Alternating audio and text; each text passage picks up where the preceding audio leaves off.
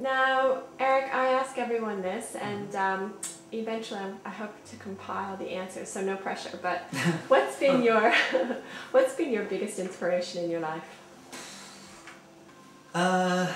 Okay, so my biggest inspiration would probably be my family and my older brother. So Luke, if you're watching this, so my older brother and I shared a room for a long period of time. We were together for essentially most of our lives. He just recently got married and moved away.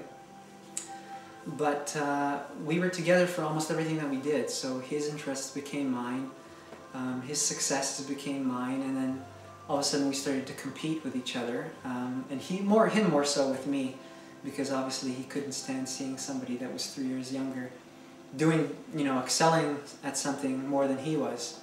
But he was a huge inspiration. We were together, we did everything together. It was quite remarkable. But then after he started getting older and moving away, then I started doing things with my younger brother. So I do have a younger brother and a younger sister. And my younger sister, unfortunately, has been left out for most of the things that we did, because she was like the odd person out. She was the female out. But yeah, definitely my family and my parents. They have been extremely supportive for my entire life. And yeah, definitely them too. And at the same time, physical activity. When I was young, I used to run outdoors all the time. I couldn't stand being indoors, besides playing video games and watching television, which is what kids normally do. But I was outdoors, which is why I'm so tanned all the time. This is my tan, I would say, all year round. Yeah, my melanocytes have been able to cope with the copious amounts of sunlight over the years, and I've gotten really dark because of it. So I was always outside, and through that I've been able to apply those concepts to all the physical activity, all the sports that I've done over the years, my martial arts training, and even to the research and medical field. I've been trying to get on people's backs to start doing more research on physical activity. And there's some great research coming out of McMaster all the time on physical activity and how much it actually does for you. And researching my work on Edgar Cayce's work, who was noted the great American prophet, the sleeping prophet if you want to call him. He was big on using physical activity as a means of treatment for different illnesses that people would have. And his work is actually remarkably different from what the medical field has been going. It's more towards the natural side, homeopathy, naturopathy, osteopathy, and those kinds of fields, which is what I'm getting more into now. Excellent. And words of wisdom. Words of wisdom, oh geez, coming from a 25-year-old. Definitely be happy more. Feel good all the time. Now, if you're familiar with Esther Hicks' work in the collective conscious Abraham, that's their big thing, is to feel good all the time. And it works, believe it or not. Like, I've tried it and I'm living it, and it definitely works. In the sense that when you're happy, things tend to go your way.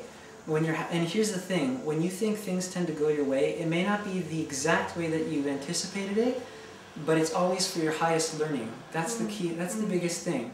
So people think of all these tragedies, these negative things, for example, happening to them, but what are they really? They're windows of opportunity, and they're there for a reason.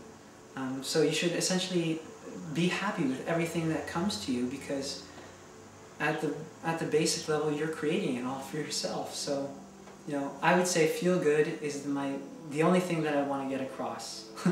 Excellent. And you mentioned to me earlier that you had is it a letter or a list that you gave you were involved in organized religion your entire life, and you left the organized religion and you compiled a letter? That's right. Of reasons why? That's right. So, because being born in Poland and being raised by an Eastern European family, we were obviously very highly involved with the Catholic Church, the Roman Catholic Church. And obviously John Paul II was from Poland, and he was one of the popes. So definitely that was a big part of my life. My schooling, my discipline issues, if you want to call them that. So yeah, it was a huge part of my life, and I've been always involved with the Roman Catholic Church. And for many, many years I was involved in my parish, different parishes. I was an altar boy, was Eucharistic minister, lector. I sang in the choir. I did many, many things in that field. So it was difficult, obviously, when these concepts started to come to me, to come to terms on my altered perspective on organized religions. So I absolutely don't want to be negative about organized religions. If that's what people want to do, then that's absolutely perfect for them. And organized religion is an excellent way for people to become more accustomed to some of these concepts in their spirituality and many of those things. So I realized that it was more limiting if I stayed in one religion. So I decided to move away from the religion. And how do you tell somebody that you've been involved with for, 25, well, not 25, but 20 years? How do you tell somebody that you're finally leaving? So I went to my priest, and over the time that I was researching this information, I decided to write some of it down because it was just coming out of my head. So I decided I was going to write a statement. If I was ever going to come up to people and say, this is where I stand, I needed something concrete, something concise. So I went to my priest and I spoke to him about these concepts, and I asked him if I could read it to the congregation, because I felt that I owed them an explanation while I was leading the organized religion.